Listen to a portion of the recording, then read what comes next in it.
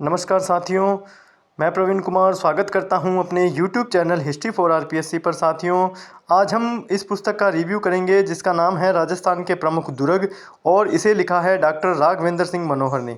साथियों, ये जो पुस्तक है ये राजस्थान के दुर्गों के संदर्भ में है और इसमें सिर्फ और सिर्फ दुर्ग है। अगर आपको लगता है कि आपको राजस्थान के दुर्ग पढ़ने हैं और आपको दुर्ग घूमने हैं, तो अगर आप घूम नहीं सकते तो इसमें से पढ़ के भी अंदाज़ा लगा सकते हैं और आप जो है ये फील कर सकते हैं कि राजस्थान में कौन कौन से दुर्ग है और कहाँ कहाँ पर कैसा कैसा दुर्गों के अंदर है। उसके बाद आप इस पुस्तक को लेकर निकल जाइए राजस्थान की यात्रा के ऊपर, आपको बहुत ही अच्छा लगेगा साथियों। अब ये पुस्तक घूमने के साथ साथियों आपके पढ़ने के काम की भी है। ये तो चलो खैर मजाक की बात है कि आप घूम सकते हैं, पर राघवेंद्र सिंह मनोहर जो है इन्होंने एक पुस्तक राजस्थान के इतिहास के संदर्भ में लिखी है, बहुत शानदार है। ये जो पुस्तक है ये भी हिंदी ग्रंथ अकादमी से ही प्रकाशित हुई है और राघवेंद्र सिंह मनोहर डॉक्टर साहब की है और बहुत ही शानदार पुस्तक है साथियों। वो एक मजाक की बात है कि आप घूमने निकल जाइए और घूमना चाहिए, ऐसा नहीं है कि इंसान को एक जगह बैठा रहना चाहिए, पर आप विद्यार्थी हैं तो आप ऐसा नहीं कर सकते, मैं समझ सकता हूँ। तो साथियों, एक बार आप पढ़ लीजिए, फिर आपको लगे कि भाई अब हम जॉब लग चुके हैं और घूमने का समय है, तो फिर आप घूमिए। ये देखिए, इसमें अच्छी अच्छी कोटेशंस हैं दुर्गों के संबंधित समय दोहे, जैसे आपने चित्तौड़ के संदर्भ में, कुंभलगढ़ के संदर्भ में, रणथंभौर के संदर्भ में, मतलब कम के संदर्भ में, पर इसके अंदर क्या है कि सभी के संदर्भ में है। और अब आप देखिए दुर्गों पर हुए प्रमुख जौहर और साके। अब मैं आपको इसका जो है विषय सूची वो दिखाता हूँ। राजस्थान में ऐतिहासिक स्वरूप कौन कौन से दुर्ग आपको इसमें देखने के मिलेंगे। दुर्ग का निर्माण की प्राचीन परंपरा, दुर्गों का वर्गीकरण, संक्षिप्त परिचय, दुर्गों से संबंधित सैन्य यंत्र, यानी किले जो हैं और दुर्ग जो हैं उनके संबंधित सभी चीज़ें आपको इसमें मिल जाएगी। चित्तौड़ का दुर्ग, जैसलमेर का दुर्ग, रणथंभौर का दुर्ग, गागरोन का दुर्ग, जालौर का दुर्ग, जोधपुर का, सिवाना का, भरतपुर का दुर्ग, आबू का दुर्ग, बूंदी का दुर्ग, कुंभलगढ़ का, अजयमेरू का दुर्ग, अमेर का दुर्ग, जयगढ़ का दुर्ग। इसके बाद में आप देखिए भी नाहरगढ़ का दुर्ग, नागौर का किला, बीकानेर का किला, भैंसरोडगढ़ का किला, भटनेर दुर्ग, मांडलगढ़, शेरगढ़, दौसा। अब जैसे दौसा का किला है उसके बारे में आपको पता है, हमें कम सूचनाएं मिलती है तो इधर से मिल जाएगी। अलवर का, बयाना का, तवनगढ़ का, ये देखिए त्रिभुवनगढ़ जो है करौली के अंदर है, इसका भी आपको मिल जाएगा। फिर सोजत का किला, इसकी जानकारियाँ कम मिलती है। कुचामन का किला, इसकी जानकारियाँ कम मिलती है। आगे देखिए आप, माधोराजपुरा का किला, चोमू का किला, शाहबाद दुर्ग, खंडर किला, कांकड़वाड़ी का किला, अकबर का किला, राजौड़गढ़, नीलगढ़ का किला और कोटा का किला।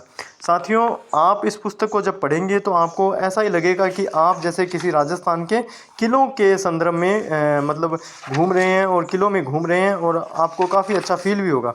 अब दुर्ग निर्माण की प्राचीन परंपरा, आप इसका ये टॉपिक देख सकते हैं। शुक्र नीति में राज्य के 7 अंग माने गए हैं दुर्गों के, जिनमें शुक्र नीति के अनुसार राज्य के 7 अंग माने गए हैं जिनमें दुर्ग एक है।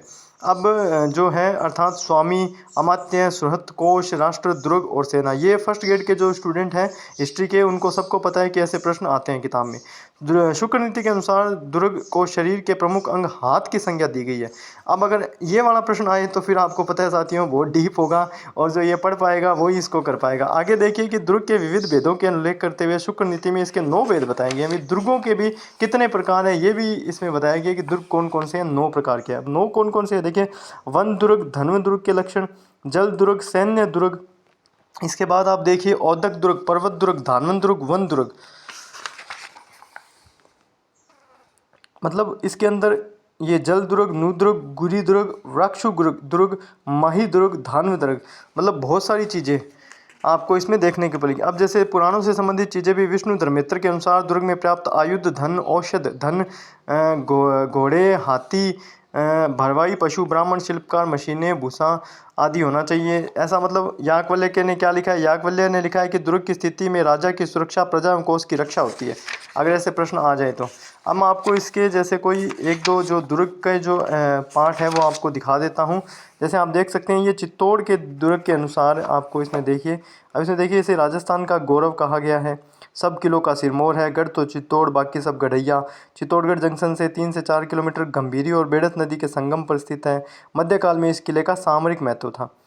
और अब आगे आप इसमें देखिए कि भी चित्तौड़ दुर्ग में 3 प्रसिद्ध साक्य हुए। पहला 1303 में हुआ जब दिल्ली के सुल्तान अलाउद्दीन ने रणथंभौर पर विजय के बाद चित्तौड़ को आक्रांत किया, और अलाउद्दीन के आक्रमण में मूल उसकी साम्राज्यवादी महत्वाकांक्षा तो थी और चित्तौड़ के राणा रतन सिंह की अनभिज्ञ सुंदरी राणा पद्मिनी को पाने की अभिलाषा भी थी। अब ऐसे ही मैं आपको और दिखाता हूँ इस पुस्तक के अंदर कि बहादुर शाह चित्तौड़ के सुदृढ़ दुर्ग पर अपना अधिकार स्थापित करने के सुअवसर को गंवाना नहीं चाहता था और 1534 में एक विशाल सेना के साथ चित्तौड़ पराधम किले को घेर लिया। उसने अपनी सेना रूमी खां को इस अभियान का नेतृत्व सौंपा। अब देखिए कि भी प्रश्न आ जाए कि बहादुर शाह जो है, जो गुजरात वाला, उसने चित्तौड़ पर आक्रमण किया तो उसने अपने किस सेनापति को इस अभियान का नेतृत्व सौंपा? रूमी खान। प्रश्न साथियों अब ऐसे ही बनेंगे। सीधी सी बात है, जो एग्जामिनर है वो एडवांस हो गए हैं और वो ऐसी ऐसी पुस्तकों से एक एक दो दो प्रश्न उठाने की वो कोशिश करेंगे।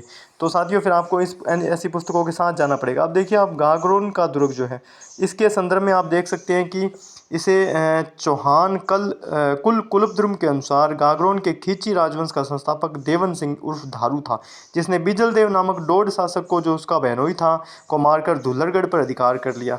ऐसे प्रश्न साथियों अगर कहीं से आएंगे तो फिर इस पुस्तक में आएंगे। और साथियों इस पुस्तक से आपको पढ़ने में एक ये चीज़ मिलेगी कि भी आपको अगर राजस्थान को घूमना है या राजस्थान को जीना है तो आप इस पुस्तक के साथ जा सकते हैं। अब आप देख सकते हैं कि जोधपुर का दुर्ग मेहरानगढ़, और साथियों इसमें जैसे कोई गलती बहुत कम है। और अब आगे देखिए सिवाना का किला। ये पुस्तक जो है साथियों आपको सभी एग्ज़ाम में काम आ जाएगी। जैसे आप सेकंड ग्रेड की तैयारी कर रहे हैं, फर्स्ट ग्रेड की तैयारी कर रहे हैं और कॉलेज लेक्चरर की तैयारी कर रहे हैं। इसके अलावा जैसे आप पटवारी, ग्राम सेवक, वीडियो, किसी भी एग्ज़ाम की राजस्थान के संदर्भ में तैयारी कर रहे हैं तो आपको काम आ जाएगी।